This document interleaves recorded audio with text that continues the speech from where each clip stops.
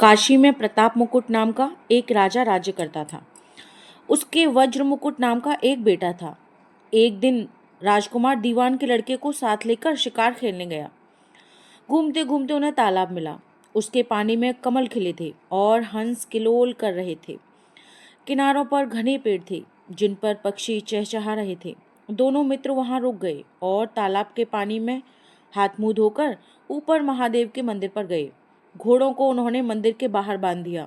वो मंदिर में दर्शन करके बाहर आए तो क्या देखते हैं कि तालाब के किनारे राजकुमारी अपनी सहेलियों के साथ स्नान करने आई है।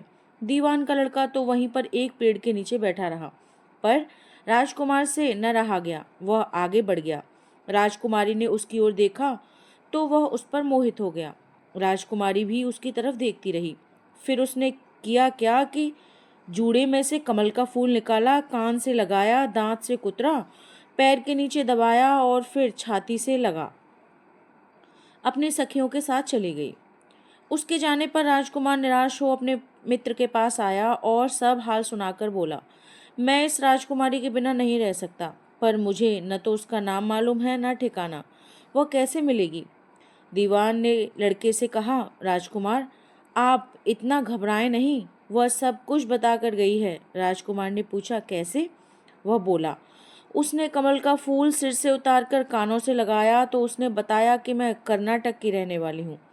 दांत से कुतरा तो उसका मतलब था कि मैं दंतबाट राजा की बेटी हूँ। पाँव से दबाने का अर्थ था कि मेरा नाम पद्मावती है, और छाती से लगाकर उसने बताया कि तुम मेरे दिल में बस गए हो।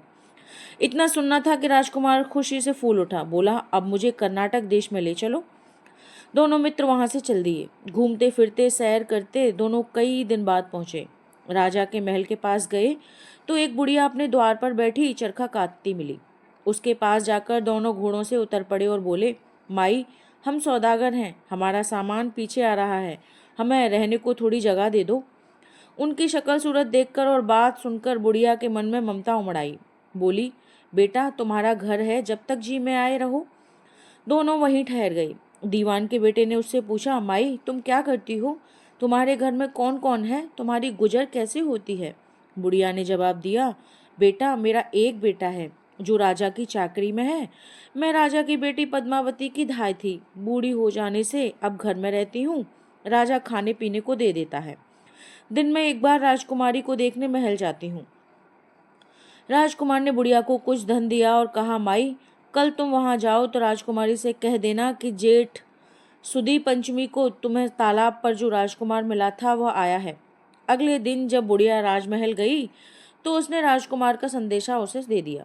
सुनते ही राजकुमारी ने गुस्सा होकर हाथों में चंदन लगाकर उसके गाल पर तमाचा मारा और कहा, मेरे घर से निकल जा। बुढ़िया ने घर आकर सब हाल राजकुमार को कह सुनाया। राजकुमार हक्का बक्का रह गया। तब उसके मित्र ने कहा, राजकुमार आप घबराएं नहीं, उसकी बातों को समझें। उसने 150 उंगलियां सफेद चंदन में मारी। इससे उसका मतलब यह है कि अभी 10 रोज चांदनी के हैं। उनके बीतने पर मैं अंधेरी रात में मिलूंगी। 10 दिन के बाद बुढ़िया ने फिर राजकुमारी को खबर दी तो इस बार उसने केसर के रंग में 3 उंगलियां डुबोकर उसके मुंह पर मारी और कहा, भाग यहाँ से। बुढ़िया ने आकर सारी बात सुना दी। राजकुमार शोक से व्याकुल हो गया। दीवान के लड़के ने फिर समझाया, इसमें हैरान होने की क्या बात है? उसने कहा है, मुझे मासिक धर्म हो रहा है, 3 दिन और ठहरो। 3 दिन बीतने पर बुढ़िया फिर पहुंची। इस बार राजकुमारी ने उसे फटकार कर पश्चिम की खिड़की से बाहर निकाल दिया। उसने आकर राजकुमार को बता दिया। सुनकर दीवान का लड़का बोला, मित्र उसने आज रात को तुम्हें उस खिड़की की राह बुलाया है। मारे खुशी के राजकुमार उछल पड़ा। समय आने पर उसने बुढ़िया की पोशाक पहनी, इत्र लगाया, हथियार बांधे। 2 पहर रात बीतने पर वह महल में जा पहुंचा और खिड़की से अंदर पहुंच गया। राजकुमारी वहां तैयार खड़ी थी। वह उसे भीतर ले गई। अंदर के हाल देखकर राजकुमार की आंखें खुल गईं। एक से एक बढ़कर चीजें थी। रात भर राजकुमार राजकुमारी साथ रहे। जैसे ही दिन निकलने को आया कि राजकुमारी ने राजकुमार को छिपा दिया और रात होने पर फिर बाहर निकाल लिया। इस तरह कई दिन बीत गए। अचानक एक दिन राजकुमार को अपने मित्र की याद आई। उसे चिंता हुई कि पता नहीं उसका क्या हुआ होगा। उदास देखकर राजकुमारी ने कारण पूछा तो उसने बता दिया। बोला, वह मेरा बड़ा प्यारा दोस्त है, बहुत चतुर है, उसकी होशियारी ही से तो तुम मुझे मिल पाई हो।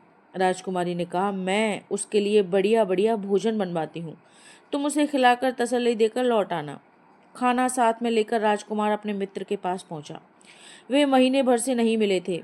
राजकुमार ने मिलने पर सारा हाल सुनाकर कहा कि राजकुमारी को मैंने तुम्हारी चतुराई की बातें बता दी हैं, तभी तो उसने यह भोजन बनाकर भेजा है। दीवान का लड़का सोच में पड़ गया। उसने कहा, यह तुमने अच्छा नहीं किया। राजकुमारी समझ गई कि जब तक मैं हूँ वह तुम्हें अपने बस में नहीं रख सकती, इसीलिए उसने इस खाने में जहर मिलाकर भेजा है।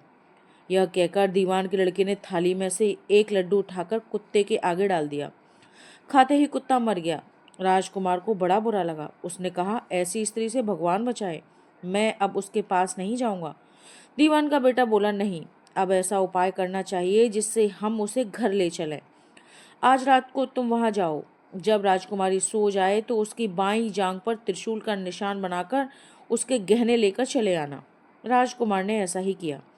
उसके आने पर दीवान का बेटा उसे साथ ले योगी का वेश बना मरघट में जाकर बैठा और राजकुमार से कहा कि तुम ये गहने लेकर बाजार में बेच आओ। कोई पकड़े तो कह देना कि मेरे गुरु के पास चलो, उसे यहाँ ले आना। राजकुमार गहने लेकर शहर गया और महल के पास एक सुनार को दिखाया। देखते ही सुनार ने उन्हें पहचान लिया और कोतवाल के पास ले गया। कोतवाल ने पूछा तो उसने कह दिया, ये मेरे गुरु ने मुझे दिए हैं। गुरु को भी पकड़वा लिया गया। सब राजा के सामने पहुंचे। राजा ने पूछा, योगी महाराज, ये गहने आपको कहाँ से मिले? बने दीवान के बेटे ने कहा, महाराज, मैं मसान में काली चौदस को डाकिनी मंत्र सिद्ध कर रहा था कि डाकिनी आई। मैंने उसके गहने उतार लिए और उसकी बाईं जांघ में त्रिशूल का निशान बना दिया। इतना सुनकर राजा महल में गया। उसने रानी से कहा कि पद्मावती की बाईं जांघ पर देखो कि त्रिशूल का निशान तो नहीं है। रानी ने देखा तो था।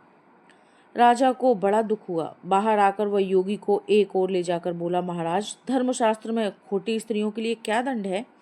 योगी ने जवाब दिया, राजन, ब्राह्मण, गऊ, स्त्री, लड़का और अपने आश्रय में रहने वाले से कोई खोटा काम हो जाए तो उसे देश निकाला दे देना चाहिए। यह सुनकर राजा ने पद्मावती को डोली में बिठाकर जंगल में छुड़वा दिया। राजकुमार और दीवान का बेटा तो ताक में ही बैठे थे। राजकुमारी को अकेली पाकर साथ ले अपने नगर में लौट आए और आनंद से रहने लगे। अपनी बात सुनाकर बेताल बोला, राजन, यह बताओ कि पाप किसको लगा है? राजा ने कहा, पाप तो राजा को लगा। दीवान के बेटे ने अपने स्वामी का काम किया, कोतवाल ने राजा का कहना माना और राजकुमार ने अपना मनोरथ सिद्ध किया। राजा ने पाप किया जो बिना विचारे उसे देश निकाला दे दिया। राजा का इतना कहना था कि बेताल फिर उसी पेड़ पर जा लटका। राजा वापस गया और बेताल को लेकर चल दिया। बेताल बोला, राजन, सुनो, एक और कहानी सुनाता हूँ। अगली कहानी सुनने के लिए आप दूसरे वीडियो पर जाएंगे कल, तब आपको सुनने को मिलेगी।